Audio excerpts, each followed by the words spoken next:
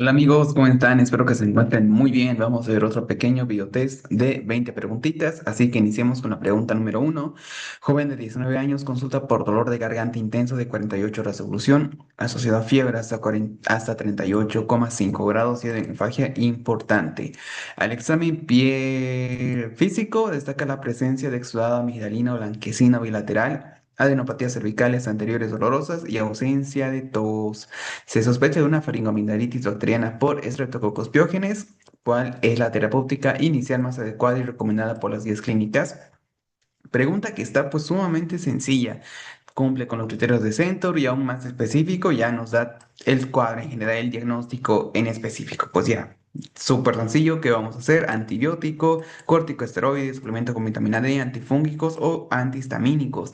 Pues acá antihistamínicos no nos va a servir. Antifúngicos, eso no es algo de origen fúngico, no es por hongos. Suplementación con vitamina D, bueno, esto puede ser algo. Hay guías que dicen que sí, hay guías que dicen que no. Para nosotros la vitamina D no será lo más recomendado acá, menos aún como primera elección o como medida terapéutica inicial. Con coadyuvante quizás, pero en discusión. La alternativa B, corticosteroides inhalados, no, esto solamente se usa en casos muy graves, demasiado graves, incluso el simple hecho de usar corticosteroides pues solamente es en casos bastante, pero bastante graves. Por lo cual nos quedamos con la alternativa A, la cual es la correctísima.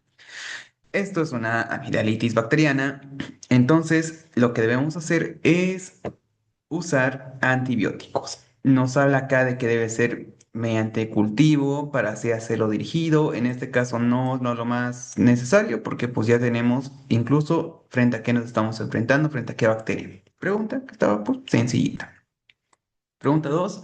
Hombre de 38 años, residente de una zona rural de la región de los lagos, consulta por tos persistente y dolor torácico leve de un mes de evolución. En la radiografía de tórax se observa una masa redonda de bordes nítidos de 6 centímetros de lóbulo inferior derecho, sin evidencia de nivel hidroaéreo. ¿Qué más tenemos acá? El hemograma destaca eosinofilia de 8%. Se solicita una serología IgG que resulta positiva para equinococcus granulosos. Mientras que se plantea la resolución quirúrgica, con el tratamiento de elección, ¿cuál es el fármaco de elección para este caso? Albendazol, praziquantel, metro, ivermectina o mebendazol. Pregunta que sí nos puede hacer dudar un poco, pero es igual, algo sencillo, ya que metronidazol sí se usa para unos protozoos, pero también para bacterias anaerobias. Acá no nos ayuda para nada. Ivermectina para algunos exoparásitos, por ejemplo, en los piojos, como segunda opción, se puede llegar a pensar. En este caso, la descartamos, mebendazol y albendazol son fármacos que sí nos podemos confundir. Y entre estas, pues está el fármaco que vamos a usar acá, ya que el praziquantel, pues eso se da al huésped, a los perros, a los perros. Y bueno, ¿qué vamos a utilizar? Entre el Vendasol y Mebendazol. Mebendazol sí está muy bien, pero no tanto. Mebendazol se usaría tal vez como incluso como segunda línea, pero no es lo más recomendado, ya que el tiempo es más, no va a eliminar de buena manera a este parásito. No se lo indicaría a no ser que sea la última medida. Por lo general, el principal, por mucho, es el albendazol. Fármaco antihelmíntico de elección para el tratamiento de hidatidosis pulmonar, porque pues de eso se trataba el cuadro, incluso ya teníamos aquel equinococcus granuloso y la clínica que todo pues nos daba solamente para pensar en hidatidosis pulmonar. Su acción parasitaria es la inhibición de la polimerización de la tubulina en las células del parásito, lo que interfiere en su metabolismo y conduce a la destrucción progresiva, porque sí, acá lo que debemos hacer es tratar de disminuir el tamaño del quiste para pues así hacer mucho más fácil la cirugía. Y recuerda que la punción está contraindicadísima. Vamos a la pregunta número 3. Hombre de 67 años acude a control anual de salud. No refiere síntomas urinarios obstructivos ni irritativos. Al examen físico, mediante tacto rectal, se palpa un nódulo de consistencia pétrea en el lóbulo derecho de la próstata. Se solicita un antígeno prostático específico que resulta en 6,2.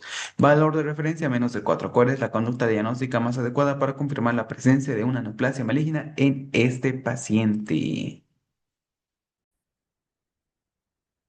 Resonancia magnética multiparamétrica de próstata, tomografía computarizada de abdomen, pelvis con contraste, biopsia transrectal, gamografía ósea o ecografía prostática transrectal.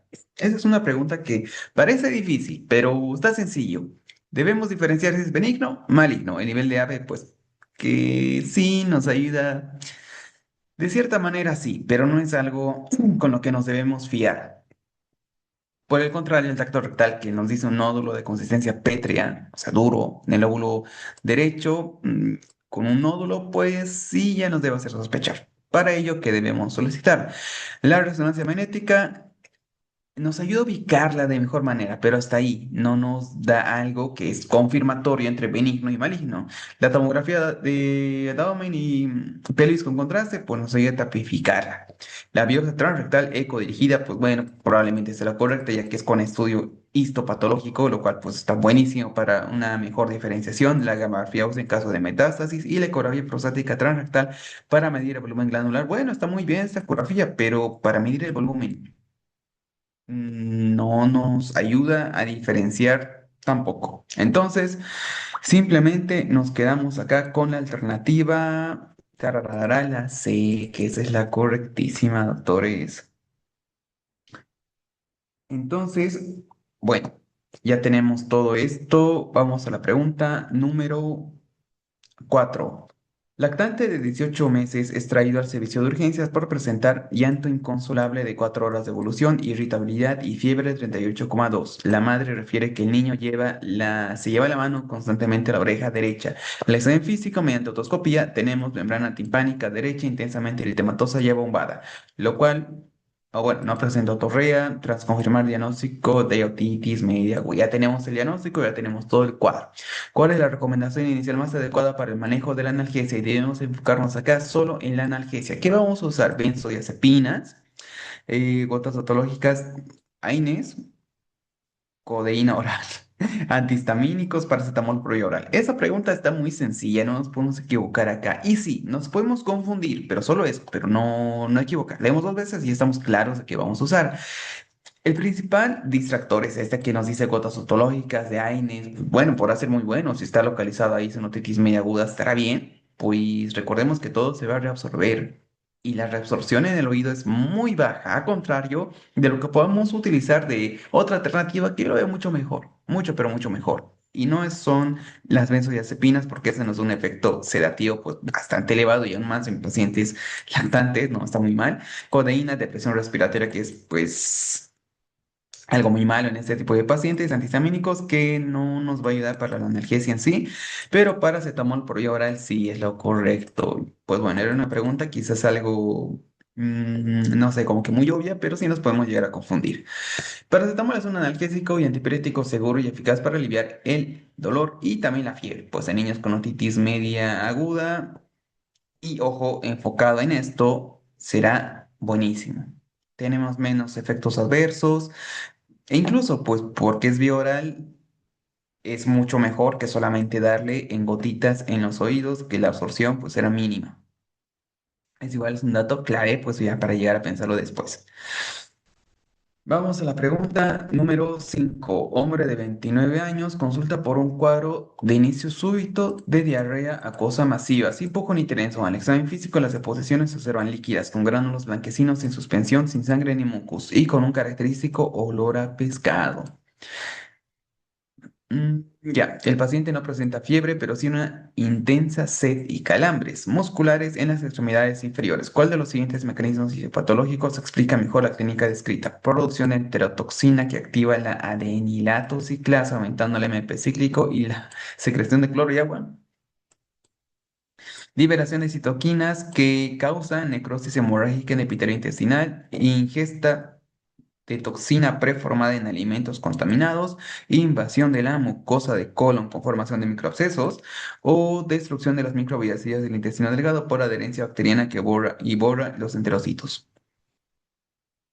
Bien, yo pienso que la manera más fácil es saber frente a qué nos estamos enfrentando. Pues primero tenemos acá que son líquidas las deposiciones, una diarrea, gránulos blanquecinos y no solo del color que puede ser pues, blanco a la final.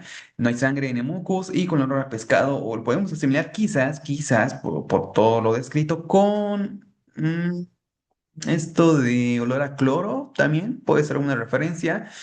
No hay fiebre, hay mucha sed y calambres. Entonces, pues viendo todas estas alternativas y comparándolo con el cuadro descrito, no vamos a tener que haya una destrucción de microvellosidades del intestino, tampoco invasión mucosal del colon con migración y respuesta inflamatoria sistémica, pues estos serían, no sé, una coli enteropatogénica, una enterhemorrágica quizás, y que esta preformada de alimentos ese es Bacillus cereus o Staphylococcus aureus también podría ser, y liberaciones citocínicas que causan necrosis hemorrágica en el epitelio intestinal, pues si pensamos en necrosis hemorrágica, por así igual una E. coli hemorrágica acá. Ah, podría ser tal vez microbiosidades. Mm, sí, enteropatogénica. Puede ser varios tipos de coli, la verdad. No estoy tan seguro entre entera hemorrágica, pero estamos bien. Acá vamos a pensar en cólera. Y pues si pensamos en cólera, lo más típico es que haya gran cantidad de secreción sí, secreción de cloro y agua. Más que ver eso de la dinatociclasa, que bueno, es parte de su fisiopatología, pero esa es la correcta. La toxina colérica se une al receptor CMA1 en los enterocitos e introduce la subunidad A. Eso genera la dinatociclasa. Más que ver este cuadro, que al final sí, recordarlo, pues al menos esto del AMP es buenísimo respecto a la fisiopatología, pero recordemos que la clave es que haya gran secreción de cloro y agua. Eso es lo más típico, es pues lo pandeumónico quizás. El flujo de sodio y agua acompañan los aniones, pues eso va a provocar una diarrea acuosa profusa, la deshidratación es grave y todo esto refleja en un cuadro clínico a el enunciado. Vamos a la pregunta número 6. ¿Qué característica histopatológica define un leucoma corneal antiguo? Calcificación epitelial, tejido fibroso denso con ausencia de queratocitos normales, presencia de nuevos vasos activos, infiltrado linfocito coactivo o restauración del epitelio normal. Esta es una pregunta que, bueno, leucoma corneal antiguo no lo veamos como una enfermedad, sino como un proceso de cicatrización. Posterior, sí, no sé, por ejemplo, a una queratitis herpética, un traumatismo, pues son como ejemplos. Y bueno, respecto a esto, ¿qué podemos decir? ¿Será una calcificación? Pues no, depósitos de calcio acá no sería lo adecuado. Quizás en su proceso de esta cicatrización sí, pero no es adecuado ya como algo que va a definir un leucoma. Nuevos vasos, pues obviamente no, si estamos diciendo que es un proceso sí ha cicatrizado, infiltración linfocítico activo. Tal vez en una infección se puede ver esto y no es algo normal. Entonces nos quedamos con tejido fibroso. ¿Por qué? Fibroso es yo lo veo como un sinónimo de algo cicatrizal y un proceso crónico. La cual, pues sí, es la correcta. Incluso, pues no hay queratinocitos normales, porque esto va justamente a la queratina. ¿Por qué es corneal?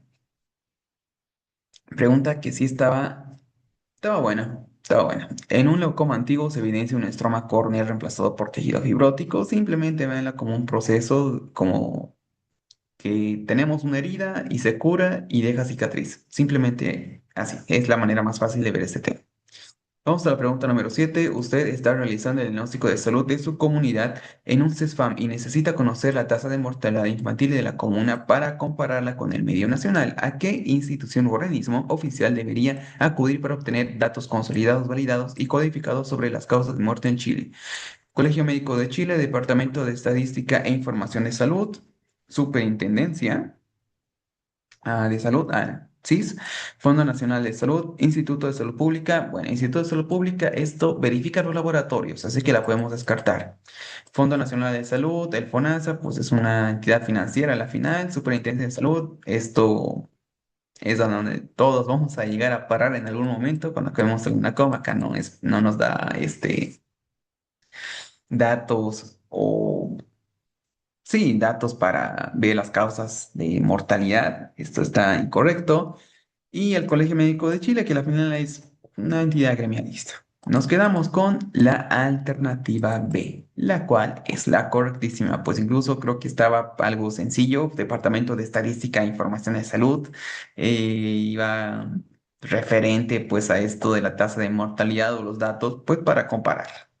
El proceso de validación y crítica, cuando un médico llena el certificado de función, puede cometer algunos errores. El TIS cuenta con un equipo de profesionales que realiza esta crítica y codificación. Revisan el certificado, la causa si es imprecisa y se contacta con el centro de salud para aclarar el diagnóstico. La generación de indicadores de salud de la calidad de vida, que es pues, lo que acá nos interesa, no es solo números, sino es un indicador de desarrollo más sensible para el país. La mortalidad que puede ser entre neonatal, post-neonatal y la disponibilidad de series históricas, que pues esto va a permitir saber si la mortalidad infantil de un sector ha ido en alza o en baja en los últimos 10 años. Pregunta que pues sí, estaba sencilla, creo que la explicación es un poco más enredada. Vamos a la pregunta 8. ¿Qué medida epidemiológica cuantifica el riesgo de desarrollar una enfermedad en un periodo de tiempo? Prevalencia puntual, incidencia acumulada, tasa de ataque secundario, razón de tasa de mortalidad o densidad de prevalencia. Mm, parece un poco sencillo. Medida que cuantifica el riesgo para desarrollar una enfermedad. O sea, sano y queremos ver la tasa que cuantifica el riesgo para desarrollar la enfermedad, que va a haber esta enfermedad. Prevalencia y prevalencia, no, esas son las que ya tenemos. Y pues esto, el ejemplo más clásico es como sacar una foto a la actuada. Tasa de ataque secundario, este es la capacidad de transmisión, de transmisibilidad, descartada. Y mortalidad, razón de tasas es comparar una tasa de mortalidad con otra, la cual acá pues, no tiene nada que ver esto, y simplemente nos quedamos con la incidencia acumulada. Digo, creo que por el mismo hecho de que nos habla de desarrollar una enfermedad, ya podemos pensar en incidencia. Y pues, por la cuantificación y todo esto, está acumulada. Expresa la probabilidad de que los individuos inicialmente sanos desarrollen una enfermedad durante un periodo de tiempo. Justo lo que acabamos de decir. Bueno, la explicación pues lo dice de una manera mucho más técnica. Vamos a la pregunta 9. Un lactante de 4 meses es traído a urgencias por un cuadro de 12 horas de evolución de fiebre 39 grados, rechazo alimentario y vómitos explosivos. Al examen físico se observa letárgico, con piel moteada, lívidos reticulares y una fontanela anterior abombada y densa. No presenta signos de focalidad neurológica ni antecedentes de traumatismo. Tras asegurar la estabilidad hemodinámica inicial, ¿cuál es el examen más adecuado para confirmar la sospecha diagnóstica y guiar la terapia? Ecografía transfontanelar, hemocultivos y hemograma completo, TAC de cerebro sin contraste, sedimento de orina y urocultivo, punción lumbar para estudio de líquido cefalorraquídeo. Bueno, acá algo importante que quizás no sea vital para resolver el cuadro, pero es lo importante. Si tuviera antecedentes de traumatismo, podemos pensar en este síndrome de niño sacudido, que es causado pues, por los padres.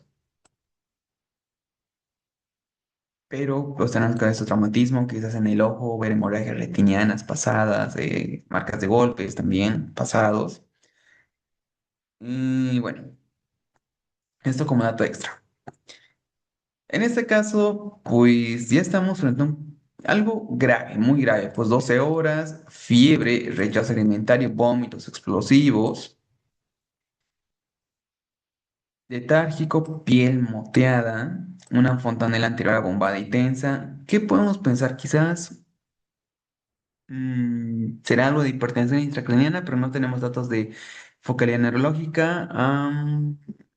Ya estabilizamos hemodinámicamente. Quizás un proceso séptico. No sé si es relacionado a la cabeza, tararara, meningitis, meningoencefalitis, meningococcemia. No sé, son muchos diagnósticos diferenciales que podemos sacar, pero aún así, ecografía transfrontalera nos ayuda para ver ventrículos, quizás en caso que pensemos hidrocefalia, por ejemplo. Descartada. Hemocultivos sí son algo que nos va a ayudar bastante, pero pues esto que nos dé sí nos puede dar sospecha, pero ya la terapia quizás no tanto. Si pensamos en algo tipo meningitis, meningoencefalitis, bueno, meningoencefalitis sería un poco raro acá. Una meningococcemia. Tal vez no sea la adecuada. Tenemos una que nos puede ayudar mucho más. Pero bueno, igual, como segunda opción, o también hacerlo, estaría bien. Ataque de cerebro, pensando en CA, una neoplasia, a un nódulo, igual podría ser. Pero no tanto por los datos de infección. Sedimento de orina, pues no, igual sería parte del estudio, pero no como lo más adecuado. Pues punción lumbar, sí, sí está perfecto. Y a ver, vamos a colocar ahí sí.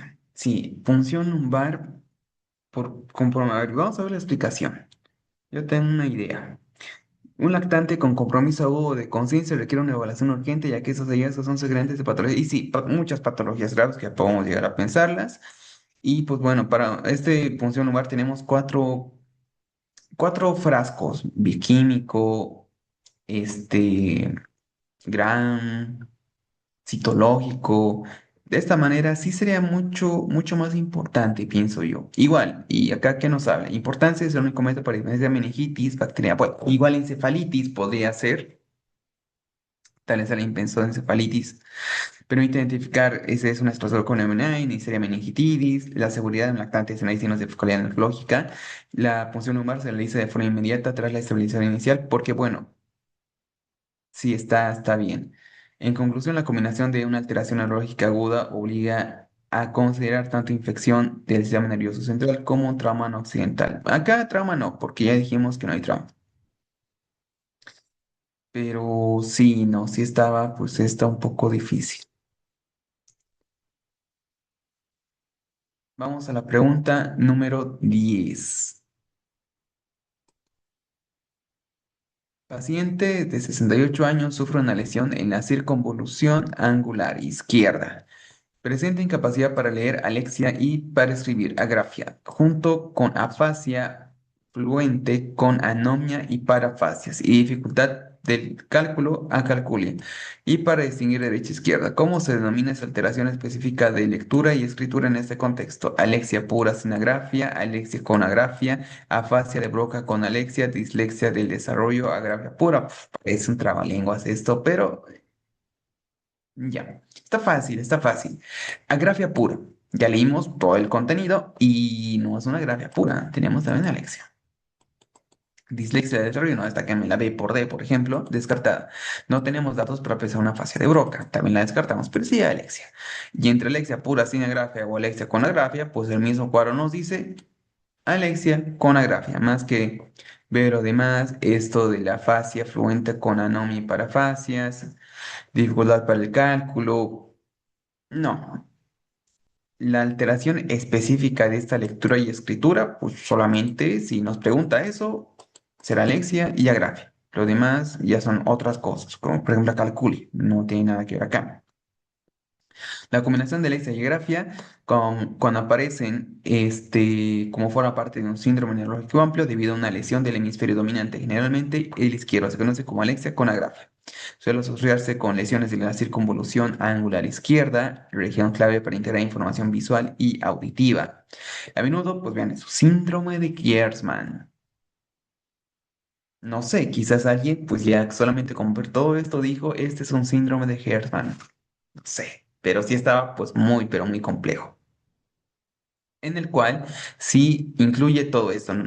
Nosotros, o pienso que muchos simplemente vimos por el contenido que nos decía Alexia y Agrafia, pues la pregunta nos va dirigida a eso, pero si lo vemos de una manera mucho más amplia, pues esto nos hablaba de ese síndrome de Hertzmann, por lo cual teníamos también nosotros datitos de acalculia, esto de que no diferencia izquierda-derecha, pues, bueno, como de manera global sí hubiera estado mucho más interesante, pero yo lo veo muy específico saber un síndrome de Hertzmann. Bien, pregunta que sí estaba buena, fácil, pero se puede complicar muchísimo.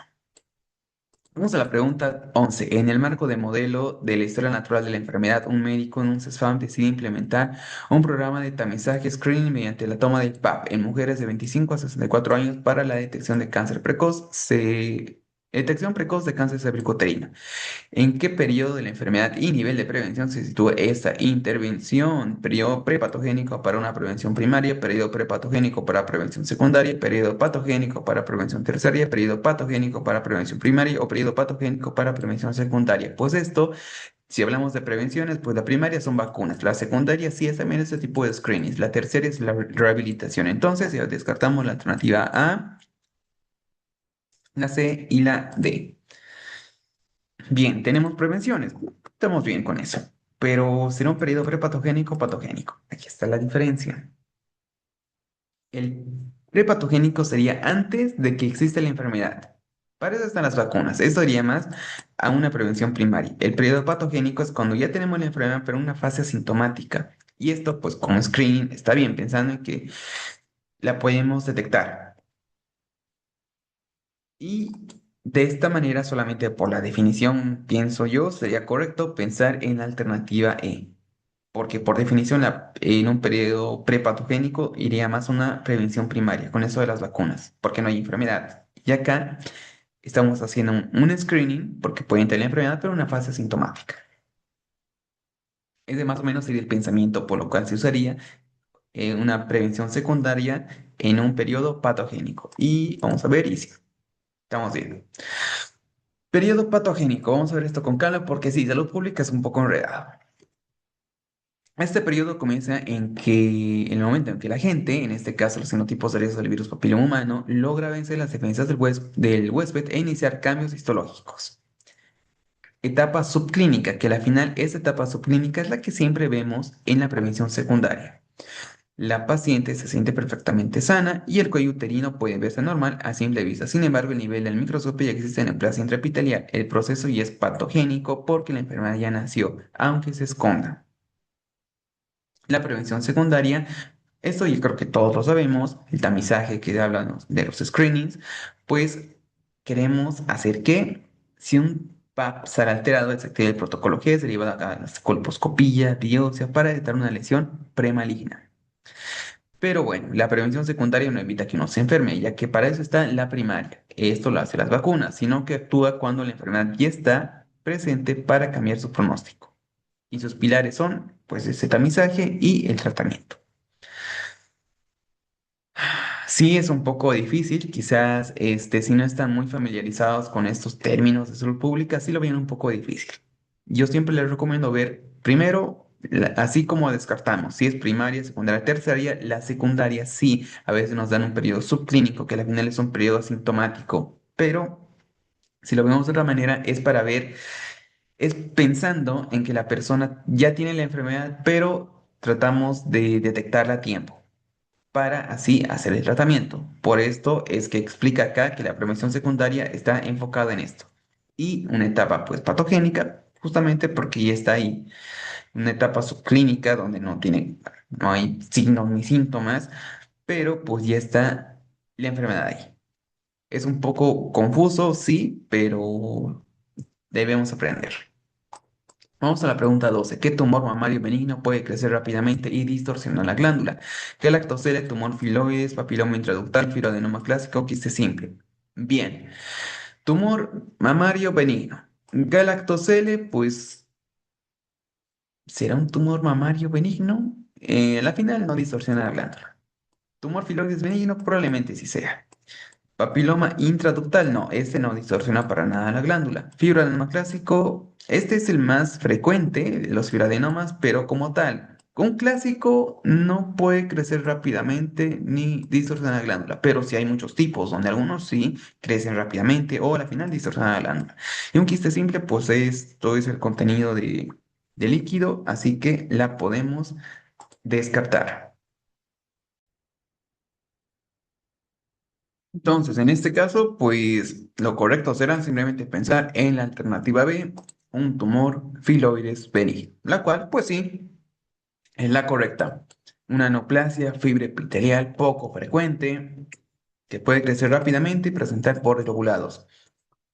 Está compuesto de una proliferación estromal y epitelial que origina este patrón característico, pues entre todas esas queratocele que no puede torsionarla, papiloma intraductal tampoco, fibroadenoma clásico, es el más clásico, pero variantes que así lo logran. Y un kit simple que la final es tienen su contenido líquido. Así que era una preguntita, pues, para pensarlo un poco. Vamos a la pregunta 13. ¿Cómo se define la estenosis mitral en términos hemodinámicos? Área vulvar menos de 1,5 centímetros cuadrados con gradiente diastólico transmitral. Insuficiencia mitral leve, estenosis aórtica aislada, falla de mano derecha, regurgitación tricuspilla moderada. Sí, parece muy difícil. Y eso es muy cierto, pero aquí está la cosa. Se define como la estenosis mitral en términos hemodinámicos. Nos habla de estenosis mitral, no nos habla de insuficiencia mitral leve, insuficiencia, estenosis aórtica, regurgitación tricuspidia. Y para pensar una falla de bomba derecha, pero es una estenosis mitral, como que están algo distanciadas. Entonces simplemente nos quería pensar en la alternativa, área valvular, tantos centros. Y sí, muy complejo saber esto hemodinámicamente, pero lo bueno es que por las alternativas estaba mucho más fácil responder esto.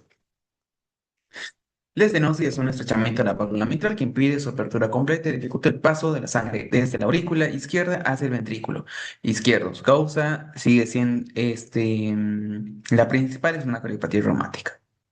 La obstrucción genera un gradiente diastólico elevado, ya que es la aurícula izquierda debe ejercer más presión para vaciarse. En el ecodoppler confirmamos el diagnóstico midiendo el área valvular, lo cual pues nos da esa definición. Porque si hablamos de términos hemodinámicos, no tendríamos otra manera de saberlo más que con este ecodoppler. Vamos a la pregunta número 14. Niño de 6 años con deposiciones cada vez más infrecuentes y dificultad para defecar pese al tratamiento inicial. ¿Cuál es la conducta más probable, perdón, la causa más probable de la falta de respuesta en este paciente? Un Hirschsprung, alimentación rica en fibra, concomitancia de patología psiquiátrica, uso previo de antibióticos, hipotiroidismo no diagnosticado. Ya. Yo lo veo esto una pregunta muy difícil. Difícil y a la vez ambigua. La rica en fibra no. Baja en fibra sí está relacionado, pero acá está... mm, se contradice que sea rica en fibra. Descartada. Antibióticos como tal nos darían diarrea por antibióticos. Así que sería igual, casi lo contrario. Ya nos quedan tres alternativas. Un Hirschsprung a lo psiquiátrico o un hipotiroidismo diagnosticado. Para pensar un hipotiroidismo, pues tiene que tener este, que no tolere el frío, alteraciones del metabolismo, piel fría, pelo quebradizo. La podemos descartar. Bradisiquia también puede estar acá. La descartamos. Ya nos queda dos, concomitancia con algo psiquiátrico o Hirschsprung. Aquí está la respuesta. En 6 años es raro, pues yo diría muy, pero muy raro, porque eso es desde el nacimiento, pensar en un Hirschsprung.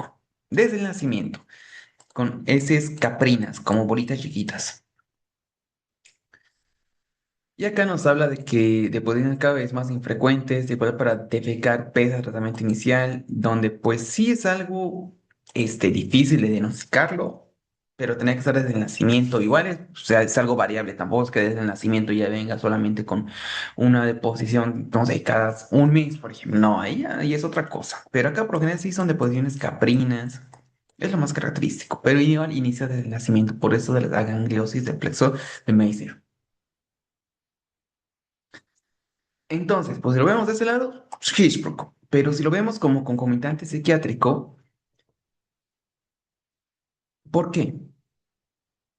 Nos habla acá algo de que se descartó lo orgánico, se inició un estudio, no sé, empezó en un hipo, en un Hirschsprung, en las causas de complicaciones, con polietilenglicol, tarararara, como tratamiento, y no funcionó.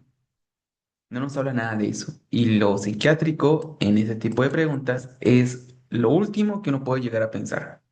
Acá tenemos una orgánica, que aún por más rara que aparezca, pienso que puede ser la correcta. Igual, yo digo, esto tiene mucha ambigüedad, porque en los 6 años es un poco raro que sea un Sigma Hirschsprung, pero tampoco es algo fijo, es variable. Entonces, pues vamos a marcar la alternativa A y nos dice que sí es la correcta. No, tenía un poco de duda, pero sí estamos bien. Estreñimiento crónico severo y el factor del tratamiento conservador. Ya, más o menos. Especialmente cuando se presenta desde la infancia, debe sospechar de Hirschsprung, trastorno congénito caracterizado por ausencia de células ganglionares en el segmento del colon, especialmente recto sigmoidoscope. Recto sigmoides. La falta de inervación adecuada impide la relajación y peristalsis normal de ese segmento intestinal. Como resultado, se produce esa obstrucción funcional que lleva a distensión abdominal y dificultad para la evacuación. En lactantes pueden manifestarse con retardo de la eliminación del meconio y vómitos biliosos. Pregunta que si era difícil.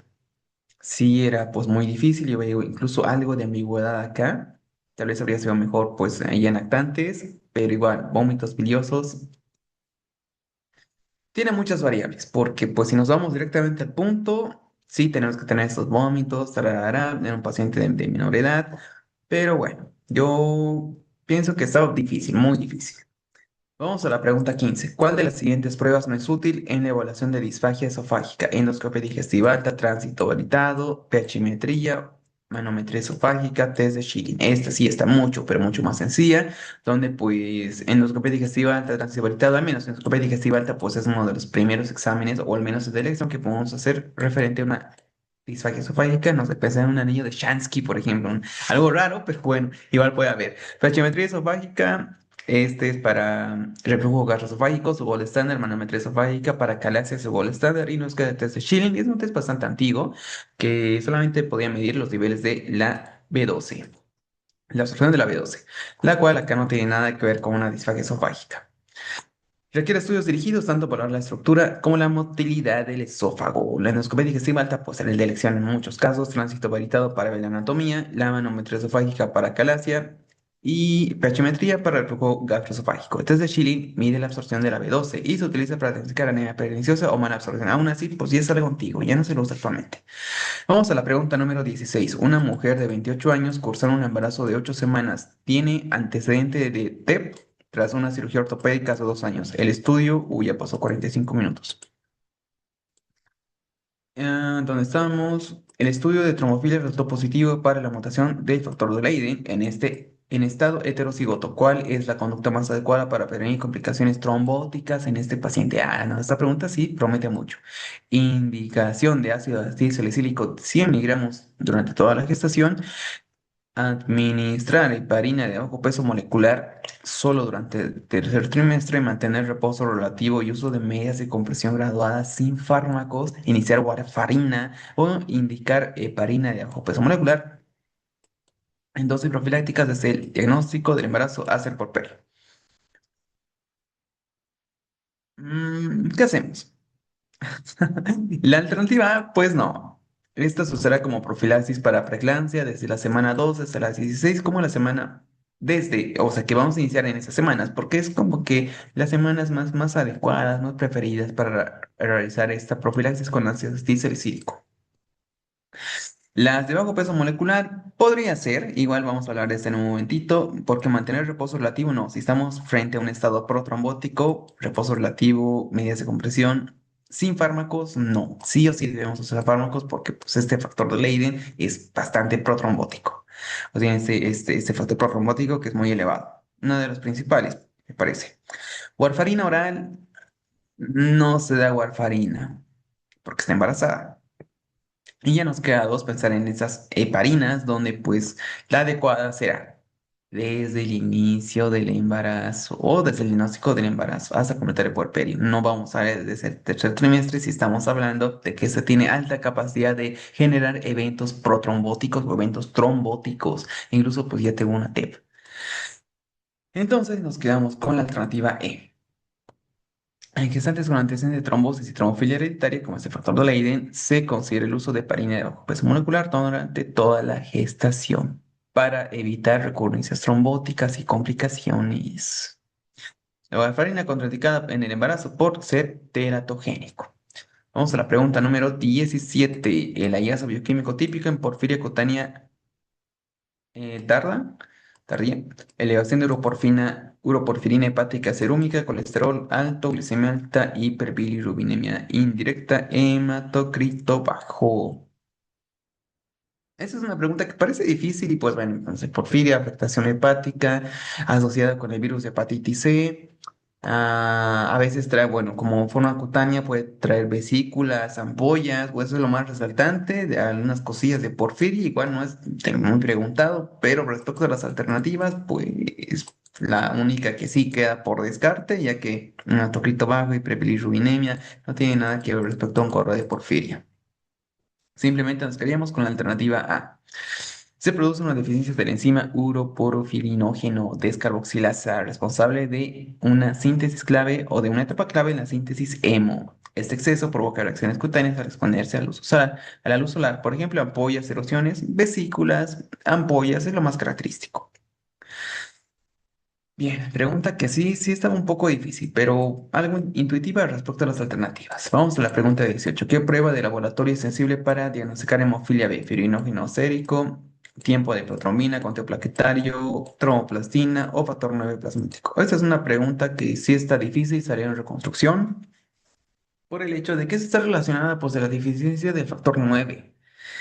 Y si lo vemos de esa manera, si le falta factor 9, entonces pues lo principal será ver el factor 9. Esa podría ser la lógica más simple, pero ojo, acá nos habla de solo el laboratorio más sensible, no el más específico ni el más sensible, solo el que sea sensible, o si lo vemos de otra manera, muy rebuscada también, el laboratorio de primera línea, donde el conteo plaquetario, tenemos hacia primaria, fibrinógeno, protromina, están totalmente incorrectos, la cual el laboratorio donde lo vemos es el factor uno por si acaso, el principal, más simple, de primera línea, es la TTPA. Con esta, pues vemos o nos sirve para ver la hemofilia, que se va a representar porque la actividad del factor 9 estará alterada. Esa sí sería la correcta, como más sensible. Ojo, solo como más sensible. ¿Qué nos dice la explicación? El diagnóstico de hemofilia B se establece mediante la medición del factor 9 en plasma. Y sí, ya que su deficiencia ocasiona prolongación de la TTPA. Pero ojo, acá que nos decía lo más sensible, y no nos decía el laboratorio de elección, por ejemplo, lo más específico y sensible, que es un sinónimo. Una actividad del factor 9 por menos del 40% del valor normal confirma la enfermedad y permite clasificarla, tararara, pero aún así. Acá se da más de eso del factor 9, pero pienso que vale recalcar mucho que lo primero o el inicial para ver una hemofilia B, una hemofilia A, es la TTPA. Y ya para estar mucho más seguros, pues nos vamos al factor 9. Pregunta clave. Vamos a la pregunta 19. ¿Qué prueba diagnóstica de selección para confirmar la sensibilización alérgica nasal? Hemograma completo, prueba de función pulmonar, radiografía de senos paranasales y test PCR. Este ya todo lo contrario, pues si queremos confirmar la sensibilización, lo único que nos va a servir es el prick test, ya que lo demás, pues no, hemograma, función pulmonar, radiografía, PCR. Y PCR solamente nos darán los virus típicos que, pues bueno, a no ser que sea un cuadro bastante específico, no vamos a pedir. El test cutáneo es la prueba de elección para demostrar la sensibilización IgE mediada a alérgenos específicos. Aplicamos extractos de alérgenos en la piel, medimos la reacción, la lectura se realiza entre 15 y 20 minutos. Vamos a la pregunta 20. Lactante varón de 8 meses con antecedente de desarrollo natural normal consulta por su tercer episodio de otitis media aguda en los últimos 3 meses y un cuadro actual de neumonía bacteriana por el Pneumoniae. Streptococcus pneumoniae. El examen físico destaca la ausencia de tejido linfoide palpable, amígdalas y ganglios pequeños. En los exámenes de laboratorio se observa un recuento linfocítico de linfocitos normales, linfocitos totales normal, pero electroforesis de proteínas nos muestra IgG, IgA, IgM indetectables. ¿Qué será? Un George, una gamoglobulinemia ligada al X, Efra Butrón, una grave combinada, déficit selectivo de IgA o inmunodeficiencia como un variante.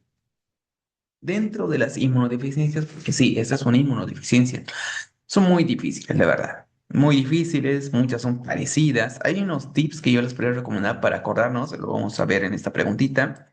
La común variable está perfecta. Común variable se da más que todo en la segunda década de la vida o la segunda etapa de la vida. Descartado. Tiene 8 meses. Combinada grave por su mismo nombre, grave. Esta no se tiene que dar linfocitos totales normal. Para nada. Tiene que ser un estado de inestabilidad hemodinámica severa, muy grave, frente a cualquier infección. Descartada. Déficit selectivo de IgA. Perfecto, tenemos déficit de IgA, indetectable, pero también de IgG y IgM. No puede venir con esta si solo de IgA. Descartada. Y nos queda dos, vencer en un DiGeorge o una agamoglobulinemia. La de DiGeorge, por lo general, está relacionada, velo o asociada con el timo y también, ¿qué está cerca del timo o qué podemos asociarla con el timo? Tararara, el corazón. Afectación, asociación con el timo y afectación cardíaca. Es el tip que yo les recomendaría recordar para saber esto del DiGeorge. Acá simplemente nos queda pensar en la alternativa B, la agamoglobulinemia, la cual es la correcta.